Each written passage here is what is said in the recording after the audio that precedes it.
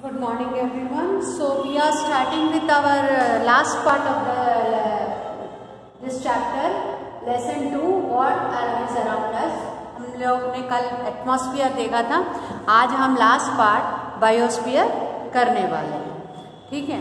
सो biosphere मैंने जैसे पहले आपको बता रखा है, बायोस्फीयर का मतलब ही ये होता है कि जो तीनों चीज़ें हैं, जो हमारा land lithosphere, water hydrosphere, atmosphere, ये तीनों मिला के बनते हैं हमारा बायोस्फीयर, ठीक है।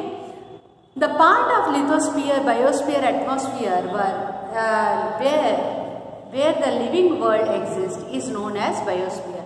बायोस्फीयर के अंदर आपके जितने भी जीव जंतु हैं, ये भी उसके अंदर आते हैं। Biosphere is one of the important spheres of Earth. Earth is the only planet in solar system having biosphere. Biosphere includes vegetation, animals, insects, human beings. We obtain food and many other necessary things from biosphere. We cannot live without vegetation and animals. Biosphere is the base of our existence and living. It is divided into two parts, non-living things and living things. Lithosphere, hydrosphere, atmosphere form the non-living part, while the plants, animals, microorganisms are included in the living world. Biosphere जैसे अभी हमने देखा कि atmosphere, lithosphere और atmosphere, lithosphere, hydrosphere तो main important चीज़ें हैं, लेकिन जब हम बायोस्फीयर की बात करते हैं तो इसको हम दो चीज़ों में डिवाइड करते हैं। एक चीज है हमारा नॉन लिविंग थिंग्स और एक चीज है लिविंग थिंग्स। यहाँ पे हम दो चीज में कर देते हैं, नॉन लिविंग और लिविंग थिंग्स, ठीक है। तो living thing, non living things and living things. Living things के अंदर आपके माइक्रोब्स है, एनिमल्स है,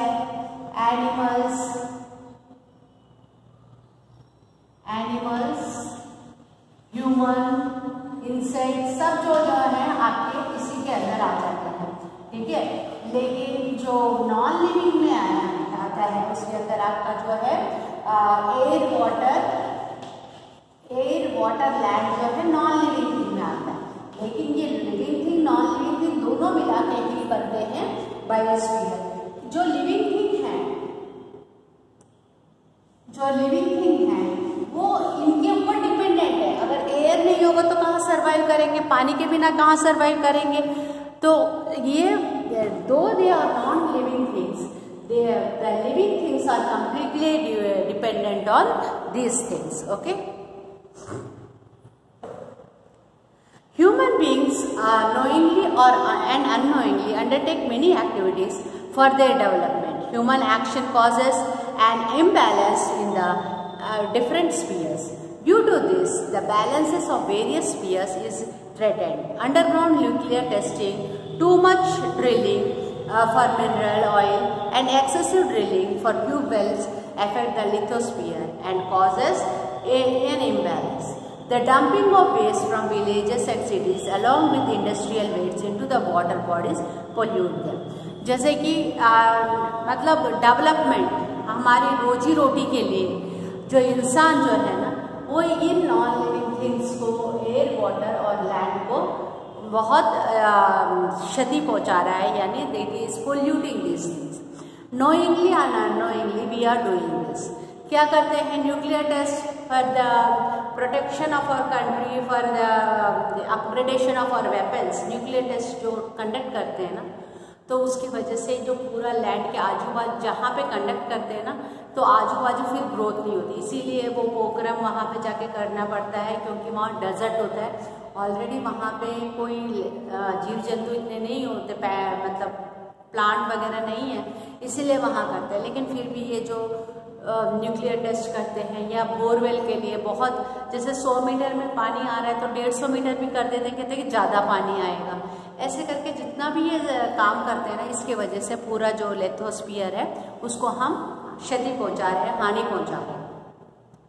डंपिंग ऑफ द वेस्ट, अब जो हमारे घर से जो कूड़ा निकलता है वो और इंडस्ट्रियल वेस्ट उठा के हम एक जगह पे डाल देते हैं, फिर कुछ दिन के बाद वहाँ पे आते जाते वहाँ पे फिर लोग रहने लगते हैं, फिर बोलते हैं अरे यहाँ डंपिंग है। एक्चुअली हमारा जो भी वेस्टेज है उसको रिसाइकिल करने की हमें कोशिश करनी चाहिए, तब जो ये डंपिंग वेस्ट कम होगा। ये लेकिन ये हम जहाँ पे वेस्ट डालते हैं इसके वजह से आजू बाजू का एरिया भी खराब हो जाता है। The polar caps have started melting due to the increasing heat.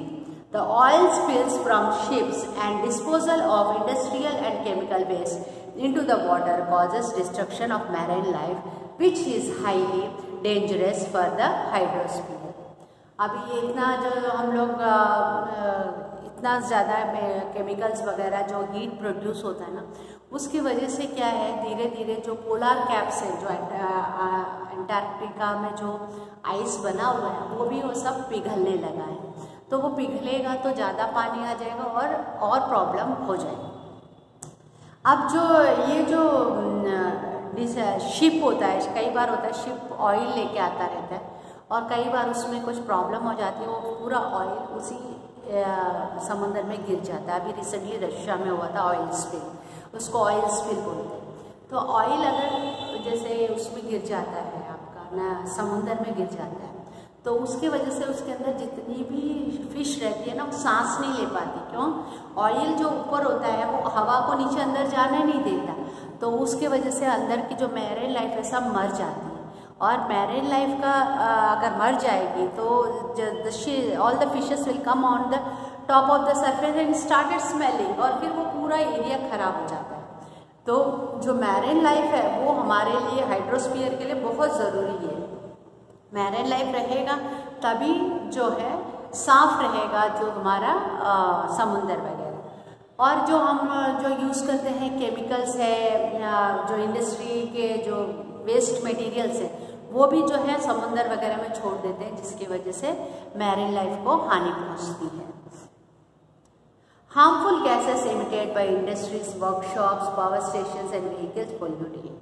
The areas which with the higher frequency of vehicles show increased rate of carbon monoxide in air. The amount of carbon dioxide in the air increases due to the cutting of trees. Heat on the earth increases due to the increase of carbon dioxide in the air. In this way, human activities affect the biosphere. तो ये सब के जैसे कि आपके vehicles है, आपके vehicles जब आप चलाते हो तो आप देखते हो उसके अंदर धुआं निकलता रहता है। तो वो जो धुआं के वजह से क्या होता है, आपका हीट बढ़ जाता है, और उसके वजह से हम लोगों को कई बार है कि कार्बन डाइऑक्साइड है वो प्लांट्स वगैरह जो कार्बन डाइऑक्साइड लेके they prepare food, but when the carbon increases in the atmosphere the carbon dioxide start taking, आपको पता है कार्बन डाइऑक्साइड CO2 लिखते हैं, जबकि कार्बन की मात्रा एटमॉस्फेयर में बढ़ने लगती है तो वो कार्बन मोनोऑक्साइड बन जाता है। कार्बन मोनोऑक्साइड मतलब जहाँ पे कार्बन पहले दो ऑक्सीजन को लेता था, फिर वो कार्बन एक ऑक्सीजन लेने लगता है, क्योंकि कार्बन की मात्रा बढ़ जाती है। जैसे आपके घर में अगर 2 एप्पल रखे हैं, आप 4 जने हैं तो आधा आधा मिल जाता है। वही 6 जने आ गए तो आपको अपने हिस्से में से थोड़ा कम करना पड़ता है। तो ऐसे ही यहाँ कार्बन डाइऑक्साइड, अगर कार्बन की मात्रा बढ़ जाती है तो कार्बन मोनोऑक्साइड बनने लगता है। कार्बन डाइऑक्साइड से carbon monoxide is very dangerous and it में कॉज, अगर इसका ज़्यादा इनहेल करते हैं तो इट में कॉजेज डेथ ऑल्सो। तो ये सब की वजह से जो है, जो ह्यूमन एक्टिविटीज़ के वजह से हमारे जो बायोस्फीयर है उसको हम नुकसान पहुंचा रहे हैं। The nurturing links of nature are endangered due to the exploitation of environment, which endangers the biosphere. Nurturing links of nature are endangered due to exploitation of environment. Nurturing links क्या है? ये सब लिंक्स ही तो हैं हमारे। अगर हम air को पोल्यूट करेंगे तो हमको प्रॉब्लम होगा, वाटर को पोल्यूट करेंगे तो हमको प्रॉब्लम होगा। They are the links for the biosphere, they are part, all the 3 are the part of the biosphere. If any one of the component is polluted और destroyed, the whole biosphere get destroyed. So we should take precautions not to pollute these things. Okay, so that is the lesson. So next video I will be sending you the PDF of the question answers. Write down in your notebook. And जो मैं अभी आपको PDF भेजूंगी उसमें जो fill in the blanks है मैं खाली वो word भेजूंगी, लेकिन आपको पूरा लिखना है, not just the words. You have to write down the full sentence. Okay? Thank you. Have a nice day.